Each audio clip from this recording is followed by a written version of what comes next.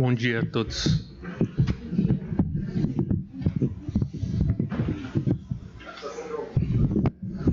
Tá. Obrigado.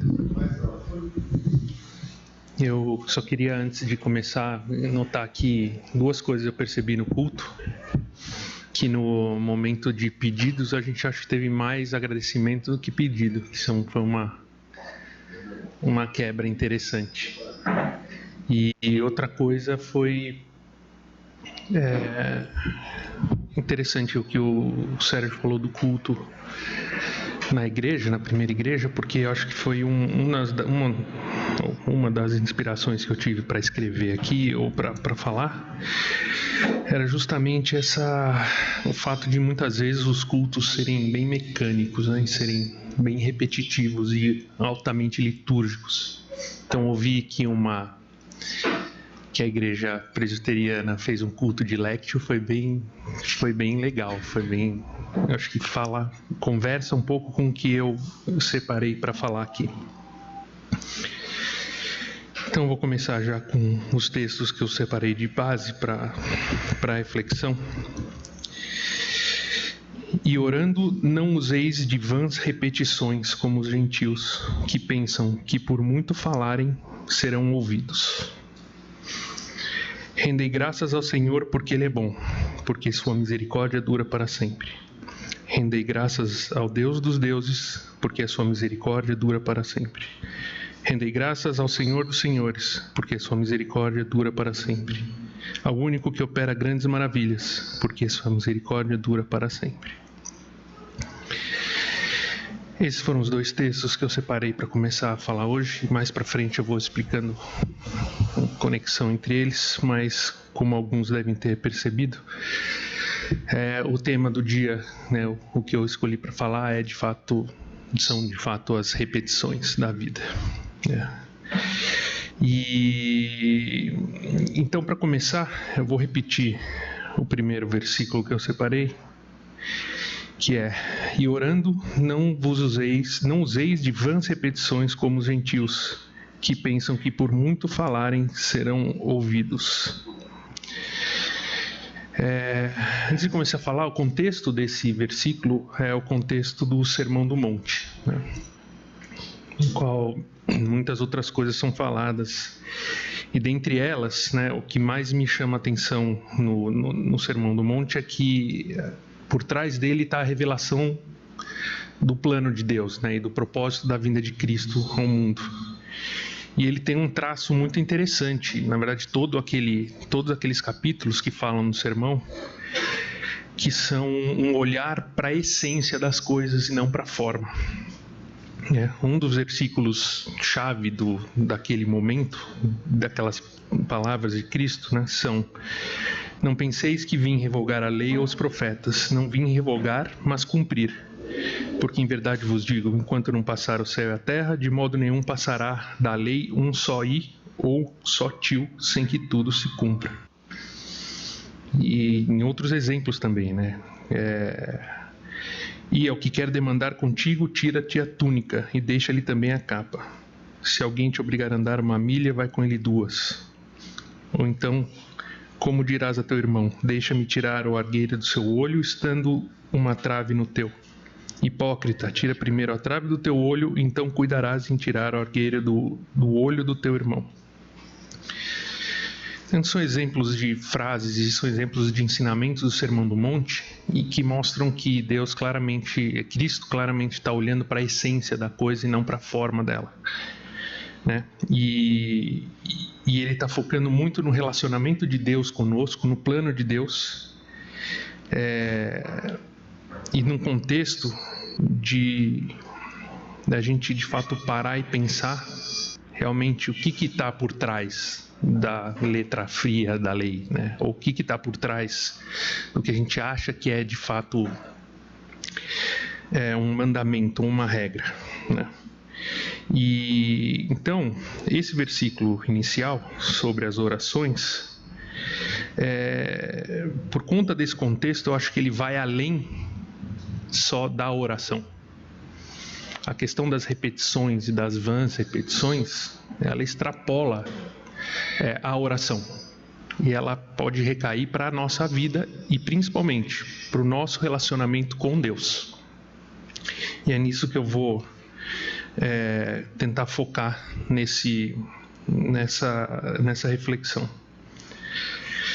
Mas enfim, então, qual que é o grande problema da repetição, né? E a resposta é nenhum. Não tem nenhum problema a repetição. Historicamente, a gente, né, principalmente o meio evangélico, o meio protestante, foca na repetição como a chave do problema, né, e tenta evitar repetições, né, ou orações repetitivas a todo custo. Só que, como eu li no outro versículo de contraponto, né, nos versículos de contraponto, que são do Salmo 136, a repetição, né, e porque sua misericórdia dura para sempre, eu li 5 versículos, mas ele se repete no Salmo inteiro. Então, assim, a repetição não é necessariamente um problema, porque se fosse, a Bíblia estaria se contradizendo em si. E aí que entra o nosso foco, né, nesse processo todo, não é na repetição em si, mas é no vão. O cuidado que a gente tem que ter é com o vão. Já sabia o metrô de Londres, né? Então, assim, o que a gente tem que se atentar, né, o que a gente costuma se atentar é na repetição, porque, convenhamos, é muito mais fácil criar uma regra em cima da repetição do que criar uma regra em cima do vão. Mas o vão, eu acho que é a palavra-chave desse versículo. E a orientação que a gente tem que ter, que não é uma regra, na verdade, eu acho que é na nossa reflexão, né, e na nossa consciência do que a gente está fazendo no momento que a gente está fazendo, especialmente no relacionamento com Deus. Então, a grande orientação aqui do versículo é isso, é a conscientização, né? E a gente ter ciência do que a gente está fazendo. Eu vou usar o caso específico da oração como exemplo, mas, de novo, quero reforçar que, na minha visão, a questão da conscientização ela vai além da oração, e ela vai para toda a nossa vida, especialmente o relacionamento com Deus. Mas entrando no caso específico do versículo, que é a oração, existem 2 pontos que eu acho interessantes sobre o porquê a gente ter uma oração infrutífera e repetitiva é ruim, né? E por que Cristo resolveu se basear, né, e falar sobre isso no Sermão do Monte? O primeiro motivo é que a oração ela não é meritória. Ou seja, o ato da oração, se ela é longa, se ela é curta, se ela é bonita, se ela é feia, né, se existe gradação disso, se ela usa o português correto ou incorreto, não interfere na essência do nosso relacionamento com Deus. E mais, ela não é garantia da realização daquilo que a gente está pedindo ou clamando. Então, quando Cristo fala que não useis de vã repetições, o foco que ele está tendo é justamente nisso. Não importa, né, a forma com que você está falando, principalmente insistindo, não é isso que vai fazer a sua oração ser ou não ouvida. E aí, de novo, extrapolando isso para a nossa vida, e não só na oração, não importa quantas vezes a gente repita um comportamento ou um ato, isso não é garantia de que Deus vai ver, vai ouvir ou vai se agradar desse ato. Esse é um dos primeiros pontos que eu gostaria de refletir, né? E isso vale para tudo, né? Eu acho que isso vale, inclusive, para pontos da liturgia mesmo cristã, né? Do culto. Mas a gente fala um pouquinho isso mais para frente. O segundo ponto, que eu acho que esse para mim é o mais interessante de todos, é que a essência da oração, e aí voltando para o versículo, a essência da oração não é a petição, ou mesmo o agradecimento. A essência da oração é a criação de um vínculo e um relacionamento com Deus, de uma conversa, de troca de emoções, troca de sentimentos, de ouvir muito mais do que falar. Então, uma vã repetição na oração, ela acaba tirando espaço do nosso coração e colocando muito foco na nossa mente, ou no nosso raciocínio. Quando que Deus está interessado em ter acesso, né, ao nosso coração, e que a oração seja usada como instrumento de abertura do nosso coração, de exposição da nossa fragilidade, para que a gente possa de fato ter uma conexão com Deus através da oração. Esse é uma parte, né, do conceito da lectio divina. Você se silenciar para que você consiga acessar o teu coração, consiga tirar as distrações racionais da sua cabeça e seu coração e seus sentimentos possam aflorar e teu relacionamento com Deus possa ter espaço para florescer. Nesse ponto, né, o contexto da oração, das repetições, né, e das vãs repetições é feito logo antes do Pai Nosso. E isso é muito interessante, porque Deus fala sobre o Pai Nosso, né, Cristo fala sobre a repetição, e depois ele nos dá uma oração que a gente repete o tempo inteiro. E o que poderia parecer uma contradição, na verdade não é, porque o Pai Nosso justamente é Jesus ensinando a gente a orar e colocando elementos numa oração, que obviamente eles são seguidos, porque a gente faz essa oração em memória, né, do ensinamento de Cristo, mas colocando elementos de gratidão, de petição e de relacionamento com Deus, de forma a ensinar a gente a ter esse momento de conexão. Então, esse segundo ponto sobre a criação de um relacionamento com Deus através da oração acaba sendo também um ponto extremamente importante do porquê a repetição e o excesso de racionalização nas nossas orações pode não ser tão benéfico assim. E aí, extrapolando de novo para a nossa vida, a gente acaba caindo na mesma situação do que eu falei anteriormente. A essência das nossas ações e as nossas atitudes, né, de gratidão a Deus que seja, ela tem que ser o relacionamento nosso com Deus e não o fim racional dessas ações. Então, tudo que a gente faz, né, diante de Deus e relacionados ao nosso relacionamento com Deus, que é feito de forma mecânica, ele cai nesse conceito da vã repetição, e é uma coisa que a gente tem que ficar atento. E aí, assim, eu comentei, né, sobre a liturgia, mas o que a gente faz, então, acho assim, o princípio a tentativa dessa reflexão é o que a gente faz no nosso dia a dia, mecanicamente, mas que deveria ser feito com mais coração ou com mais atenção. Eu sei que eu faço muita coisa mecanicamente. Eu sei que quando eu estou apressado, a minha oração, e aí por conta desse estudo eu comecei a prestar atenção nisso, mas quando eu estou apressado, a minha oração tem sempre o mesmo começo. Tem sempre o mesmo começo. Senhor Deus, muito obrigado por esse dia, obrigado por tudo que o Senhor nos deu. Eu comecei a perceber que quando eu estou fazendo uma oração sem pensar muito, e mecanicamente, eu sempre repito isso. E não quer dizer que não sinta isso de verdade, mas eu estou repetindo e muitas vezes eu não estou internalizando isso como uma realidade para mim naquele momento.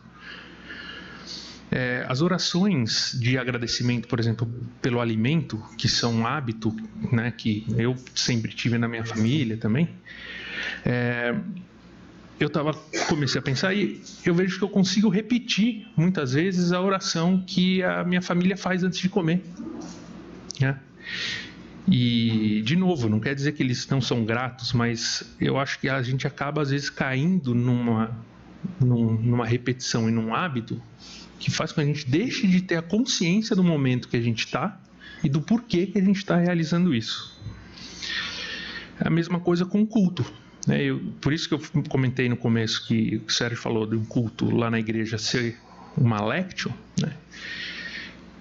Vale para a gente também. Como que a gente vem para o culto, né? Qual a expectativa, domingo após domingo, que a gente tem do culto? E o quanto a gente entra de fato no culto e entende o lugar que a gente está aqui no culto, né? Qual é a parcela que a gente está repetindo mecanicamente essa vinda para cá no domingo? E qual que é a parcela que de fato a gente está consciente do que a gente está fazendo aqui? E do que a gente de fato espera do culto? A mesma coisa vale, né? Eu venho para o culto porque eu tô chateado todo domingo, por exemplo. É uma coisa que pode se repetir e isso acaba tirando a nossa consciência do que está acontecendo aqui. E aí a liturgia da igreja, né? O momento de silêncio em preparação à Santa Ceia, eu acho que ele serve justamente para isso. Para a gente acalmar o nosso coração e entender o que eu estou fazendo aqui. E por que eu estou repetindo um ato que é repetido diversas vezes. E por que eu estou fazendo isso conscientemente, né? Então, a gente ter um momento de conscientização antes da repetição é extremamente saudável. E aí eu abro um parênteses, repetições podem ser extremamente saudáveis, né? Quando eu vi o Gui entrando hoje, eu lembrei assim, no basquete, se você não repete os seus movimentos, os exercícios, você não melhora. Então as repetições não são más e não são ruins. A repetição da liturgia no culto e a repetição da Santa Ceia, ela tem um propósito. Ela tem uma grande importância. Então, a repetição, ela é benéfica quando ela faz parte de uma liturgia que nos aproxima de Deus e nos faz ter a consciência do que a gente está fazendo. A oração do Pai Nosso é um exemplo de repetição positiva. E aí a meditação, e outro exemplo que eu busquei foi a meditação cristã, né? O Alectio, de certa forma. John Main, que é um dos estudiosos dos pais do deserto e da meditação, quem conhece o Osmar, ele cita muito John Main nos estudos, mas ele narrou da seguinte forma a preparação para uma lectio, né, ou a preparação para a meditação cristã, para essa aproximação. Ele fala: comece por sentar-se confortável e calmamente. Depois passe a dizer o seu mantra, né? Mantra é uma palavra que dá arrepio, né? Muita igreja, mas é um mantra nesse sentido, né? É um mantra cristão, mas faça a repetição do seu mantra no silêncio da sua mente. Repita a palavra ou frase serenamente e, sobretudo, com absoluta fidelidade ao tempo pleno da sua meditação, devendo ficar entre 20 e 30 minutos fazendo isso. A repetição contínua e calma de uma única palavra ou frase durante o tempo da meditação é uma forma de trazer a mente humana cronicamente distraída para a atenção em Deus e o ego cheio de desejos para a pobreza de espírito. Na meditação cristã, a repetição é fundamental nesse sentido. Mas aí que está, o vão, ele é eliminado dessa equação. Porque a repetição ela é feita justamente para nos fazer mais calmos, nos fazer mais tranquilos e mais abertos ao início da reflexão, da oração e da comunhão com Deus. Então, assim, óbvio que a meditação cristã não é a única forma que a gente tem para se aproximar de Deus, mas ela é um exemplo deles. Então, dado esse panorama, o que eu queria propor e a ideia, né, de hoje dentro desse contexto é: como que a gente faz para identificar e para ter a plena consciência do que a gente está fazendo aqui, né? Para que as nossas vindas ao culto não sejam meras repetições de uma rotina que a gente tem. Quais são as nossas expectativas para o culto? O que a gente espera do culto e o quanto disso é uma repetição de expectativas? E o quanto disso impede que a gente esteja de fato dentro do culto, buscando um relacionamento com Deus mais do que uma resposta para nossas perguntas. Então, eu acho que o objetivo, né, e a sugestão que eu faço aqui é que de fato a gente tenha mais momentos de silêncio, mais momentos de conscientização e de consciência do porquê da gente estar aqui nos domingos, mais momentos de consciência do porquê a gente faz as coisas que a gente faz na nossa semana repetidamente, sejam elas boas ou ruins, mas o porquê a gente repete isso, e qual que é o papel que essas repetições têm dentro do nosso relacionamento com Deus. E fica o convite também para quem quiser, e eu tenho tentado fazer isso, talvez não diariamente, mas de incluir no seu dia a dia um momento de silêncio, para tentar acalmar o coração, conversar com Deus, entender qual é o teu papel e o que você está fazendo ali naquele momento e nesse dia. Então, para terminar essa reflexão, eu queria repetir o momento de silêncio que a gente fez antes da Santa Ceia, agora no final do culto. E nesse momento de silêncio, a minha ideia e minha sugestão é que você reflita sobre quem sou eu, né? Quem é você, o que você está fazendo aqui nesse culto, e como você se aproximou ou se vulnerabilizou a ponto de ter um relacionamento com Deus nesse culto, que de fato é o propósito desse momento. Então, se vocês toparem, a minha sugestão seria da gente repetir esse momento e depois eu encerro com uma oração e estamos prontos para nos despedir.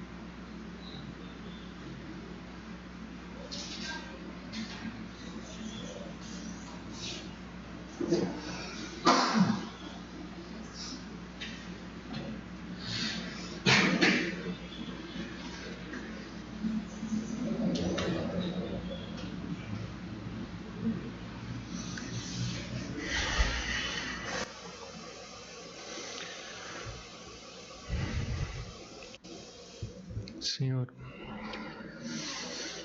o silêncio no teu culto às vezes é aflitivo, às vezes é perturbador, ó Deus. Nós pedimos que o Senhor acalme nosso coração e o Senhor nos ajude a nos colocarmos em posição de te ouvir, de te buscar, ó Deus, e de termos consciência plena do que estamos fazendo e do que buscamos nesse relacionamento contigo. Em nome de Jesus. Amém.